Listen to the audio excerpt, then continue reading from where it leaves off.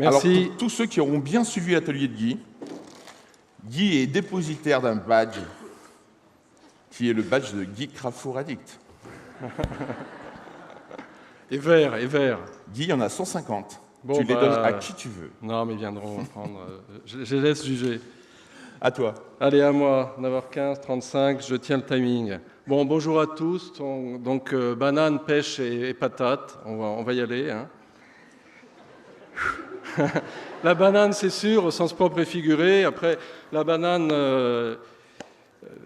voilà, on va le voir là, d'ailleurs. Regardez, je vous ai préparé un petit truc, là. Il faut... Voilà. Est-ce que vous êtes prêts? Vous voyez, j'avais préparé ça. Bon, je leur fais un petit coup encore. Ça va très vite. Voilà, vous êtes prêts, là? Hop, voilà. Bon, c'est parti. Alors... Ça, c'est petite photo perso pour illustrer, hein, puisque c'est très demandé à chaque fois. Bon, ça, c'était à la mairie de Paris, qu'on le voyait devant l'hôtel de ville, c'était avant l'euro. Donc, c'était assez sympathique pour expliquer la méthodologie du baromètre. Voilà. Alors, le baromètre annuel dont je vais vous parler, là, avec des résultats essentiels. Donc, c'est important, je vous le redis chaque année, et puis, de toute façon, vous n'êtes pas forcément les mêmes. C'est une étude qu'on fait face à face au domicile. On envoie donc 100 enquêteurs auprès des Français à domicile pendant 1 heure. Ils ont une centaine de questions à administrer. Et l'énorme avantage, c'est qu'on va vraiment toucher les Français.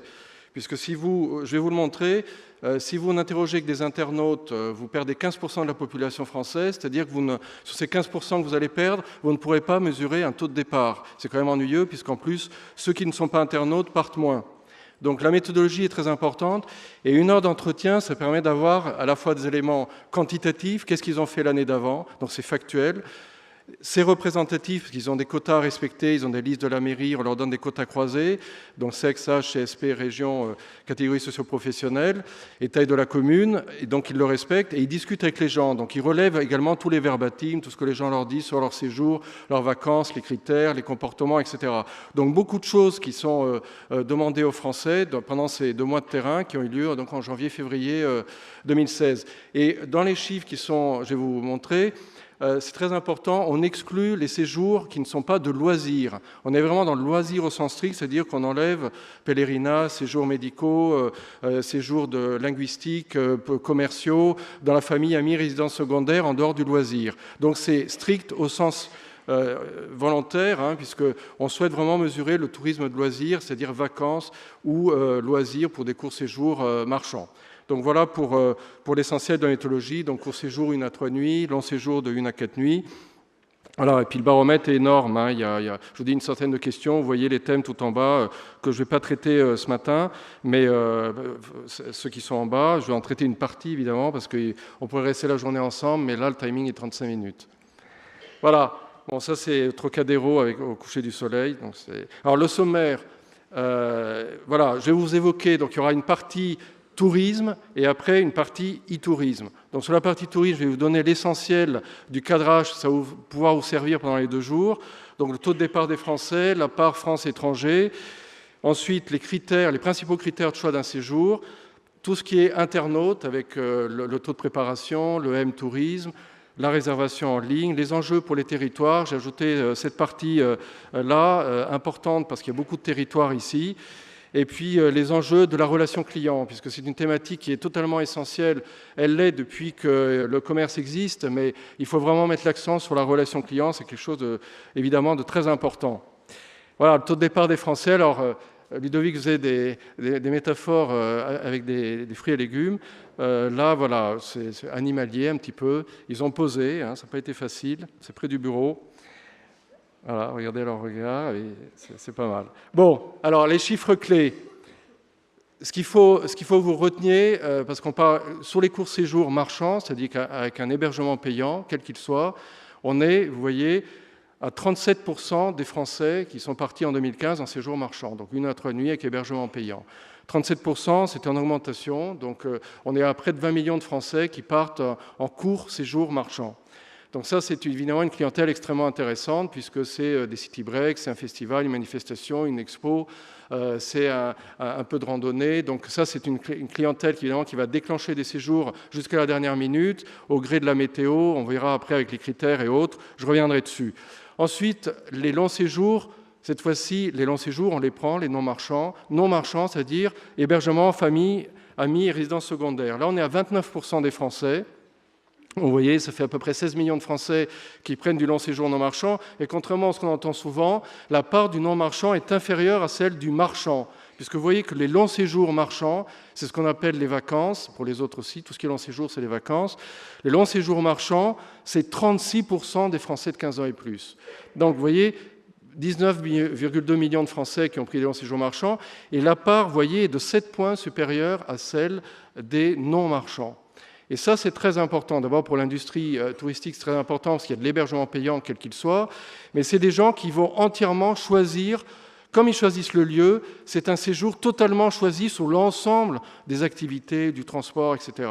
Donc ça, c'est vraiment une clientèle extrêmement importante en termes qualitatifs et quantitatifs au niveau financier, et que tout le monde, évidemment, recherche à avoir, parce que quand on va dans un nouvel endroit, on consomme beaucoup plus.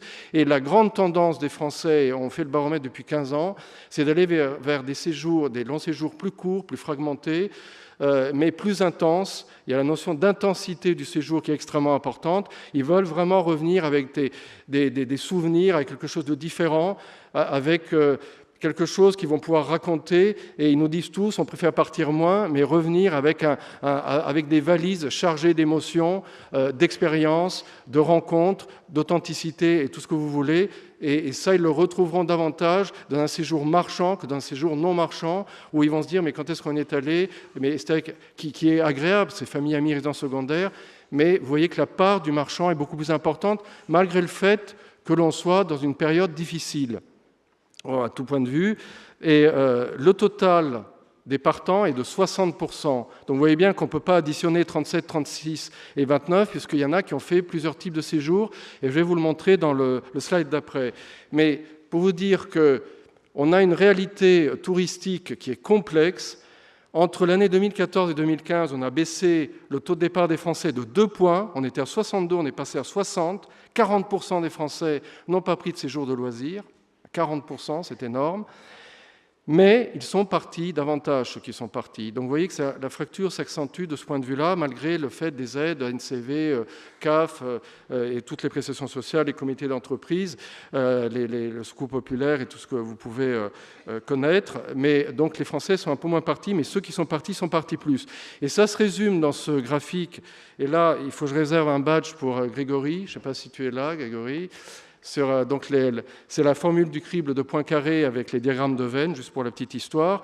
Mais ça vous montre bien, je vous ai remis les 3 chiffres, vous voyez, long séjour marchand 36, vous avez le rond, long séjour non marchand 29, et les courts séjours. Et puis vous voyez en fait en intersection ceux qui font plusieurs types de séjours. Donc vous avez là une description très exacte du tourisme des Français. Et il y en a 7% qui font 3 types de séjours. Et vous voyez, 23 font du long marchand avec les courts, enfin il y a toutes les combinaisons, mais cette part d'intersection a augmenté entre l'année 2014-2015. Voilà, donc plus de types de séjours qui ont été faits. Et il y a 2 raisons très importantes pour l'année 2015 qui ont fait une appétence notamment pour les courts séjours. C'est évidemment la baisse du prix du pétrole. Là, la baisse du prix du pétrole, de toute façon, en 2016, c'est un annus horribilis pour plein de points. Donc on verra ce que ça va donner quand on fera le nouveau baromètre en 2017. Mais le prix du pétrole, vous avez vu, commence à augmenter, parce que l'OPEP a trouvé, etc., c'est l'offre et la demande. Mais ça, le prix du pétrole a énormément joué, évidemment, parce que l'essentiel du transport des Français quand ils partent en séjour, c'est la voiture personnelle. Et donc ça a joué énormément. Et puis également, et ça c'est le côté positif des choses, mais c'est aussi l'autre côté, c'est le réchauffement climatique. Il y a eu une année 2015 extrêmement favorable au niveau climat. Vous voyez, c'est rose, hein, ça n'a rien à voir avec la politique, et d'ailleurs, ce serait plutôt bleu actuellement dans les sondages. Et donc ça, c'est vraiment l'aspect température-climat qui a été particulièrement serein en 2015 par rapport à 2014, vous vous souvenez, qui n'était pas une année comme ça, et ça joue immédiatement.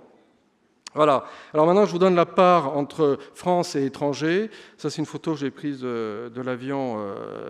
C'est pour ça étranger, parce qu'on voit l'Italie au fond, c'est en revenant de Nice. C'est vraiment un temps magnifique et on voyait très très bien, en mode avion, hein, bien entendu. Et puis si vous avez un Samsung, vous avez entendu Galaxy Note 7, il ne faut absolument pas l'avoir dans l'avion. J'avais hésité, alors heureusement j'ai pris un LG. Alors taux de départ en France métropolitaine et à l'étranger. Alors ça aussi, c'est des chiffres clés pour vous. 79% des Français de 15 ans et plus partent en France, 35% à l'étranger, et donc 14%, 14% font les deux. Et la part de la France, en 2015, a augmenté par rapport à 2014. Donc on est sur un pays, et à juste raison, qui est plébiscité par les Français eux-mêmes, puisqu'on est également le premier pays visité au monde, quelles que soient après les discussions sur les stats.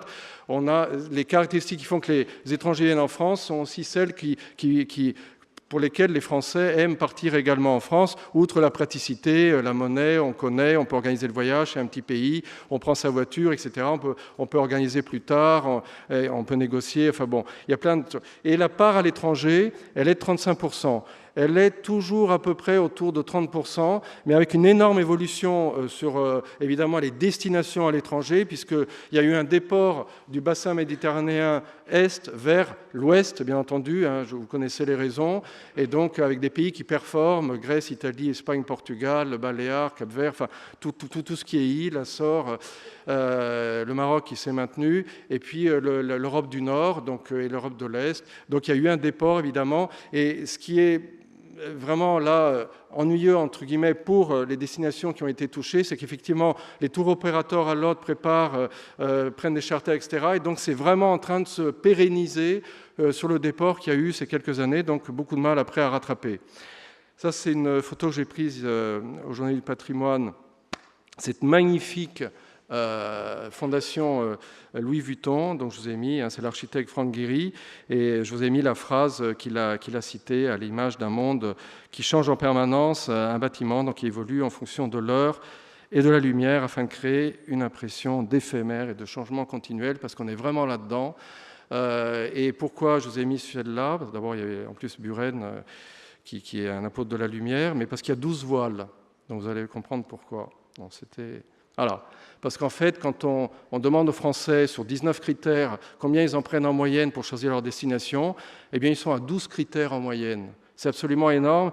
Et ce chiffre, il faut vraiment que vous l'ayez en tête, c'est-à-dire que je vous ai montré deux critères tout à l'heure qui étaient le climat et le prix du pétrole, mais en fait, en moyenne, les Français prennent 12 critères. Ça veut dire que vous, en tant que destination, il faut vraiment vous rechercher à analyser considérablement tout ce que vous pouvez apporter aux touristes qui viennent, en les interrogeant, en observant, etc. Parce que le touriste est complexe, il a un cahier des charges et il va hiérarchiser ses critères. Hein, donc là, je ne veux pas...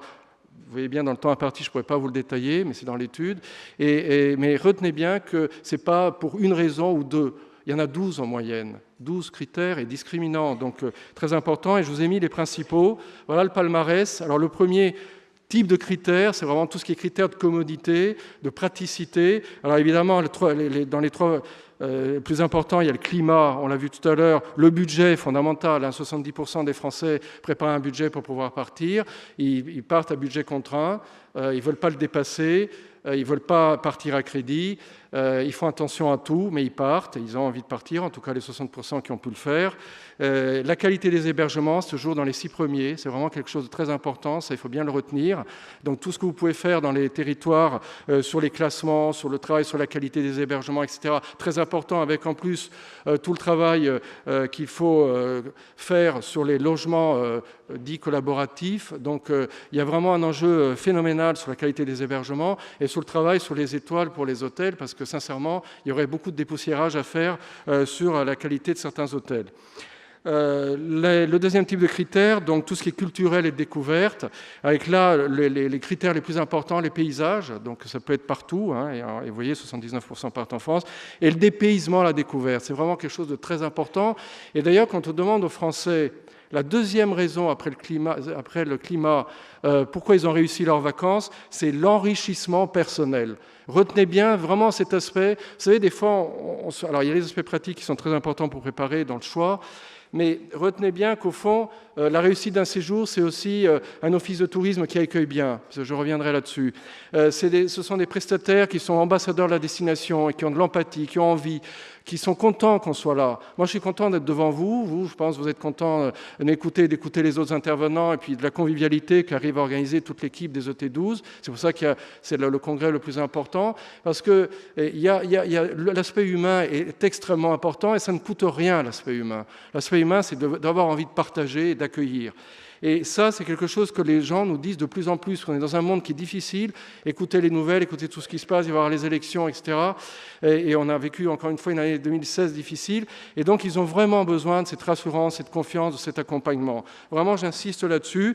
Et puis, les critères, la variété des possibilités sur place. Je reviendrai dessus avec la mobilité, parce que c'est un critère extrêmement important également, cette variété des possibilités. Une fois qu'on est sur place, c'est-à-dire qu'on va préparer un budget même pour dépenser sur place, que ceux qui ont l'accès au Wi-Fi sur leur portable, netbook ou tablette ou smartphone ou sur une vitrine interactive ou sur une borne ou tout ce que vous voulez, eh bien ils vont pouvoir accéder. Voilà, ça c'est mon petit-fils Nathanaël, donc c'est pour illustrer des résultats que je vais vous montrer. Je lui ai juste dit après, surtout ne la touche pas davantage parce qu'elle allait tomber, hein. C'est pas sur la photo. Alors, je vous ai mis les dernières données de l'Internet WorldStat de juin sur l'Internet dans le monde, parce qu'évidemment, vous êtes directement concerné par tous les touristes étrangers, mais il faut bien se rendre compte, puisque là, on va passer, comme vous pouvez le voir, sur la partie Internet, qu'on n'a jamais vu ça, bien entendu, puisque, bon, en gros, ça a démarré en 1994.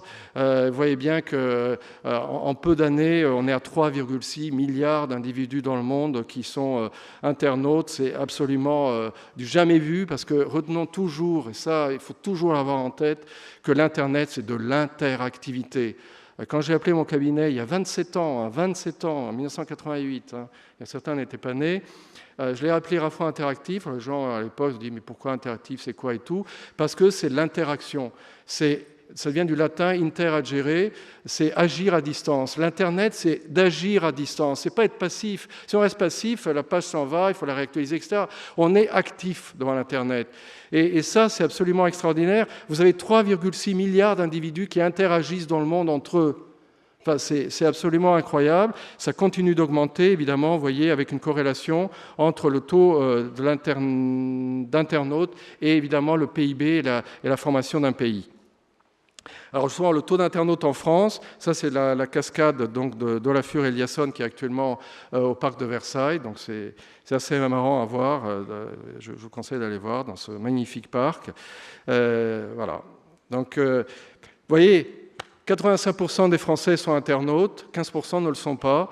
La croissance, évidemment, on est dans un asymptote, puisqu'à un moment donné, c'est un problème générationnel.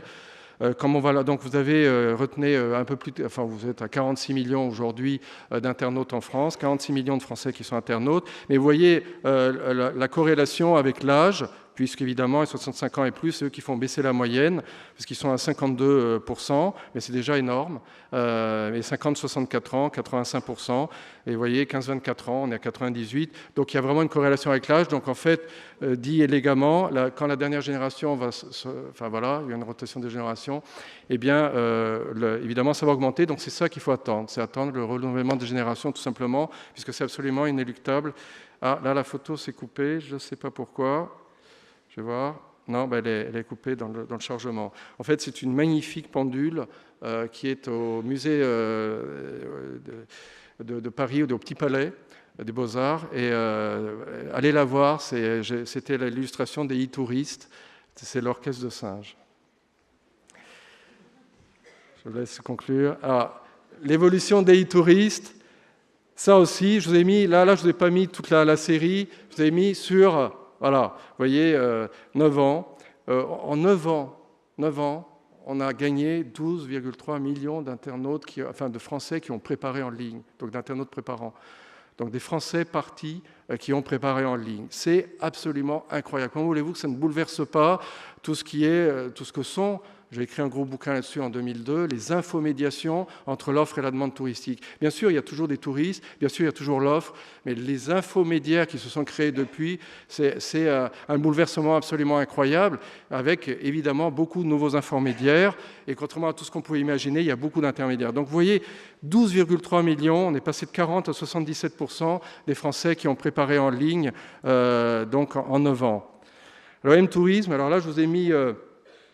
une photo de la statue de Parmentier, statue que j'ai vue au ministère de l'Agriculture aux Journées du patrimoine. Pourquoi? Parce que le gardien, il me regarde fixé et il dit tiens, Parmentier, oui, oui. Et il me dit, vous savez, il y a un gamin qui m'a dit pourquoi il regarde ses SMS. C'est pour ça que je vous l'ai mis. J'ai trouvé ça assez extraordinaire. Et puis vous voyez, je vous ai mis également, je suis allé rechercher quand même de l'information en ligne, puisque c'est assez facile. Il avait vu que à Hanovre, la culture en ligne augmente la productivité pour les pommes de terre. Ah, donc c'était assez drôle. Bon, écoutez, le taux DM touristes, vous vous souvenez, sur 9 ans, on a 12,3 millions en plus d'e-touristes. Et pour la mobilité, regardez, là, c'est sur 6 ans, par contre. 3 ans de moins, on est quasiment à 11,4 millions de Français partis de 15 ans et plus qui ont préparé ou réservé, là il y a les deux, sur le mobile ou la tablette. C'est absolument incroyable, un bouleversement là aussi majeur dans le bouleversement, et notamment par rapport au 6e critère que je vous ai évoqué tout à l'heure, qui est celui de la variété des possibilités sur place. Et d'ailleurs, par rapport à ce que je vous ai dit tout à l'heure, également un facteur très important, c'est que la plupart des Français sont infidèles au séjour, parce qu'ils ont envie de changer. Donc ils vont changer d'endroit, et donc tout ça, ça compte aussi dans la préparation. Mais regardez ce bouleversement absolument incroyable, près de 40% mobile et tablette. Ça, c'est une vitrine d'un magasin dans le 6e arrondissement. Les 8 premiers atouts de la préparation en ligne. Là, je vous les redétaille parce que c'est très important. Alors, permettez, je prends un tout petit peu d'eau. Parce que là, j'en ai besoin. Je vous laisse déjà réfléchir sur le premier. Voilà, ça c'est...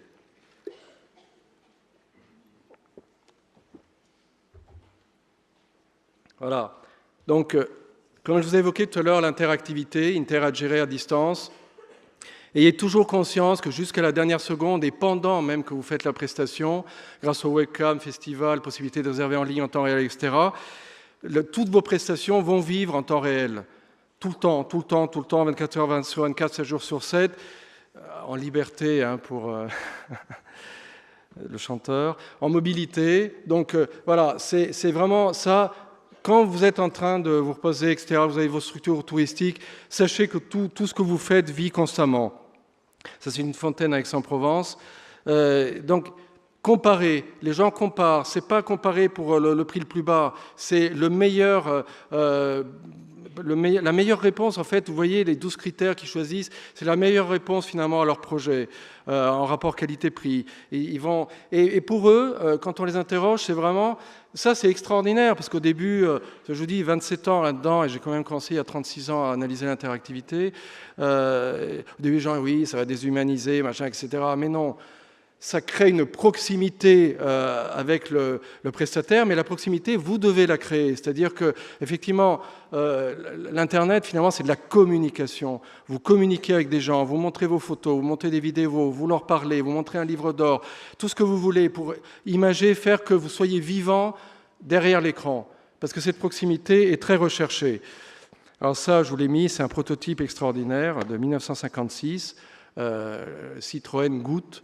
Voilà, avec le nom de son ingénieur, André Lefebvre, parce que vous voyez, c'est compacté, 4 places, 382 kilos seulement, et ça exprimait bien pour moi cette notion de rapport qualité-prix qui est recherché par les Français.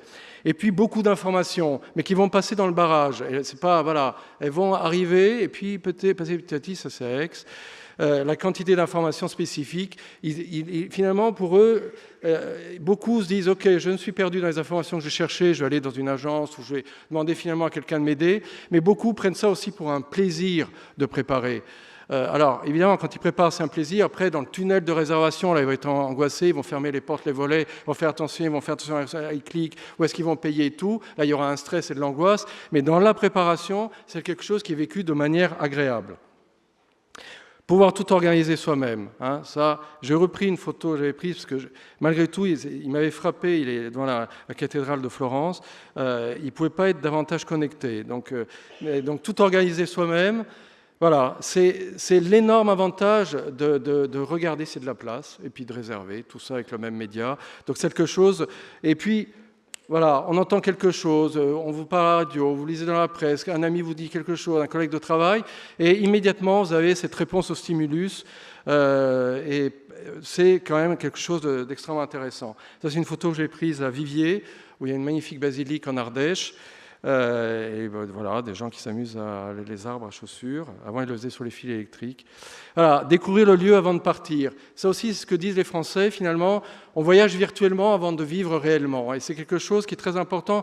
Et là, les rôles des réseaux sociaux, de tout ce que vous pouvez raconter finalement en ligne est très important pour donner envie de venir, voilà, physiquement, bien entendu, après, pour partager des choses. La notion, encore une fois, de partage est extrêmement importante, évidemment, avec la lecture des avis d'autres personnes. Ça, c'est un yacht qui était sur le port de Nice. Les tout types, ça, c'est la révolution de l'Internet, dont on n'a pas fini de parler. C'est-à-dire qu'on peut aller vers de l'intermédiaire, vers du non-intermédiaire, on peut aller directement au prestataire. On peut s'adosser sur des agences de voyage, des tours opérateurs, et agences, qu'elles soient en ligne ou physiques, des associations, bien entendu, des OT, CDT, CRT, et des comités d'entreprise. C'est-à-dire qu'il y a énormément de possibilités. Le client est roi maintenant. Il a un nouveau pouvoir dans les mains, et ça, il faut vraiment en tenir compte. Il peut tout contrôler, tout vérifier, tout comparer. Et ça, c'est pris à Sienne quand il y a le Palio. Voilà. Alors, des offres originales, ils recherchent beaucoup la richesse extraordinaire qu'on peut maintenant mettre pour un territoire en ligne. Je vous dis depuis plusieurs années, et je le répète, c'est vraiment toutes vos richesses sont vos valises pleines de mots-clés, avec les parcours du littéraire, touristique, sportif, farniente ou gastronomie ou tout ce que vous voulez. Ça, c'est ça la richesse, et on peut maintenant l'exprimer en ligne. On ne pouvait pas avant avec des catalogues, avec des plaquettes, avec des choses figées où les prix évoluaient, qui étaient en 2 saisons. Maintenant, c'est tout le temps, avec une centaine de thématiques qu'on peut décliner. Et ça apporte un plus énorme au territoire, puisque les gens veulent de plus en plus des prestations expérientielles. Et puis, voilà, je trouve cet animal extraordinaire. Je vous ai mis un petit résumé en bas. Alors, voilà, vous voyez, sud-est de l'Afrique, hein, le suricate. Il vit en colonie, ça se voit beaucoup chez les touristes, les colonies, une trentaine de membres, alors ils se toilettent entre eux pour créer des liens. Alors bon, si vous voulez, hein, j'ai mis le canard au début, donc vous êtes là-dedans. Voilà. Et surtout, il peut déplacer son poids de terre en 20 secondes, du coup il a une membrane qui lui protège ses yeux. Voilà, une vue perçante, des poils épais contre le soleil, il a des... Voilà. Et il a 30 cris différents. Voilà, pour moi, c'est une belle illustration de ce qu'est cet internaute e-touriste, puisque 30% d'entre eux se considèrent plus experts par la recherche en ligne. 30%, c'est énorme. C'est énorme. Experts, c'est-à-dire on leur a vraiment mis le mot, on a parlé avec eux. Ça, c'est très important parce que vous avez face à vous, dans cette proximité numérique que je vous ai évoquée tout à l'heure, vous avez vraiment des gens qui vont rechercher, ils vont être très exigeants, qui vont encore une fois aller dans le détail. Alors, c'est pour ça que je vous ai mis une partie sur les enjeux de la préparation en ligne pour les territoires, puisque beaucoup de territoires sont là. Ça, c'était pendant l'Euro, que je rappelle, dans cette année assez éprouvante, a été extrêmement réussi, avec un risque pris, avec les fins de zone, etc., mais vraiment chapeau pour l'organisation, parce que ça a été quelque chose qui nous a fait vraiment beaucoup de bien. Bon, on a perdu à la fin, et c'était pas mérité, bien entendu, hein, mais c'est comme ça. Voilà, bon, ça c'est pris au bois de Boulogne. La destination vit tout au long de l'année. C'est ça qui est extraordinaire pour vous par rapport à tout ce que je vous disais. Je n'ai pas le temps là de développer sur les thématiques, sur l'interactivité. La destination, elle va vivre toute l'année. On va oublier ces fameuses saisons. On va aménager tout ça en créant des événements, en pouvant finalement travailler toute l'année. Ça, c'est pris au parc de Versailles. Il y avait vraiment des couleurs incroyables. Je n'en suis pas revenu. Voilà, c'était beau. Une meilleure répartition des flux, parce que si vous faites vivre la destination toute l'année, vous amortissez. Oui. Mais non, t'es large, hein, t'as j'ai 3 commencé. minutes. Bon, j'ai commencé à 14. J'avais 35 minutes. Tu me fais perdre du temps là. J'arrête. Il fait exprès là. Bon. Les flux, parce que du coup, en pouvant faire vivre la destination toute l'année, évidemment, vous amortissez aussi toutes les infrastructures tout ce qui peut être fait auprès des commerçants, etc., pour dynamiser les centres-villes et les zones commerciales, enfin, et touristiques. Ça, c'est très important. Et la troisième aussi, c'est ce que je vous disais tout à l'heure par rapport à la mise en valeur de toutes les richesses du territoire. C'est-à-dire que maintenant, le marketing, c'est pas un marketing de gros flux, c'est un marketing de plein de petites niches, un marketing de niche. Voilà, ça c'est très important. Alors ceux qui ont réservé en ligne, c'est pris également de l'avion en partant de Nice, puisque c'est la dédicace pour eux pour cette année. Les Français partis ayant réservé en ligne, alors 32,2 millions, on a vu tout à l'heure, les Français partis, 77% de ces 32,2 millions, on a vu, ont préparé, et ceux qui ont réservé, vous voyez, en 9 ans, donc plus 9,3 millions de Français qui ont réservé là en ligne, entièrement en ligne, en ayant payé, sans call center, sans se déplacer, sans, en tout cas pour payer, sans fax, sans courrier. C'est absolument énorme. C'est que vous avez un Français sur 2 parties qui a réservé toute ou partie de son séjour en ligne. C'est absolument une modification radicale. Et le taux de conversion en ligne, c'est pris au Louvre. Le taux de conversion, c'est-à-dire c'est le rapport entre le taux de préparant et de réservant, il est très important. 64% des gens qui ont préparé ont in fine réservé. Et je vais conclure par quelques slides rapides, Ludovic. Voilà, les nouveaux enjeux de la relation client, ça c'est à Rueil. Voilà, mais bon, ben vous voyez. Voilà, ça c'est un coiffeur qui est dans le Marais. J'y passais comme ça, mais je trouve ça assez extraordinaire, la tête du client. En fait, moi, je vous recommande effectivement d'être à la tête du client, mais dans le bon sens du terme, comme le coiffeur. Il faut s'adapter au client. Il est multiple, il a différentes facettes, différentes envies, etc. Mettez-vous dans la tête du client. Voilà. L'accueil, ce que vous évoquez au départ, l'accueil, c'est très important. Il y a un écart type énorme selon les gens qui sont dans un office de tourisme. Les gens, je dis bien, avec la même infrastructure, les mêmes brochures et tout. Vous avez des écarts types absolument incroyables, je n'ai pas le temps de vous détailler. Mais l'accueil, et partout, c'est très important d'accueillir les gens qui viennent vous voir pour la première fois ou même qui reviennent. L'accueil, l'écoute, qu'est-ce qu'ils veulent faire, qui sont-ils? Essayez de les reconnaître pour leur donner quelque chose qui corresponde, ou finalement... aussi les surprendre, parce qu'il ne faut pas enfermer non plus des gens trop dans les segments, il faut les surprendre, c'est très important, et les rassurer. Vous avez vu ce qui s'est passé, donc, notamment les touristes étrangers, il faut les rassurer, ils voient des images passer en boucle, quand ils arrivent, oui, mais finalement, vous arrivez à vivre, vous sortez, oui, donc il faut leur montrer qu'on continue, qu'on vit, qu'on résiste, la rassurance, c'est très important. L'empathie, c'est quelque chose qui se ressent. Ça, c'est la rose d'Isaac Hedgen à la Fondation Louis Vuitton. L'empathie, l'envie de recevoir, très important à faire ressentir. Qu'ils connaissent par cœur la connaissance du territoire, aider à repérer avec des cartes, des parcours types, parce que le client ne connaît pas la destination. Et donc, finalement, il faut être mini-tour opérateur, guide conseil, pédagogue, expliquer. Si on voit que la personne n'a pas vraiment compris, il faut répéter, même si on lui dit, voilà. Thématiser, je vous l'ai dit tout à l'heure, profiler, famille monoparentale, célibataire, avec couple, avec enfant de bas âge ou ado ou autre, coproduire avec le client, coproduire et personnaliser, énormément d'aspects pratiques à développer, et donc des points clés, former le personnel constamment à tout ça, en plus d'essayer de leur dire qu'il faut qu'ils aient envie, leur faire des éductours, des sorties pour voir comment le touriste, lui, peut découvrir, parce que la personne qui travaille là, elle est du coin, il faut lui montrer avec le regard du touriste, qu'ils analysent les retours clients, manipulent des tableaux de bord de tout ça, avec l'actualisation des connaissances. Et merci Ludovic, voilà, pile, bravo. Et ça c'est un chat près de la maison. Voilà. Bravo Guy, merci.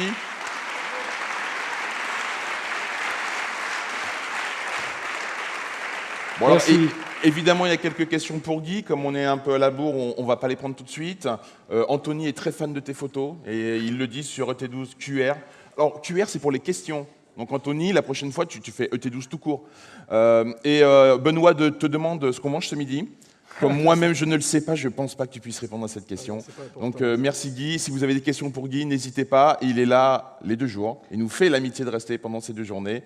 Et donc, vous pourrez le retrouver sans problème. Voilà. Sur la suite. Et les badges, je les mets là et puis vous pourrez aussi. Ah non, c'est toi qui les distribue. C'est toi qui les distribue. je ne vais pas le faire tout de suite, voilà. je ne vais pas déranger. Donc vous demandez à Guy. Merci beaucoup. Allez, au revoir.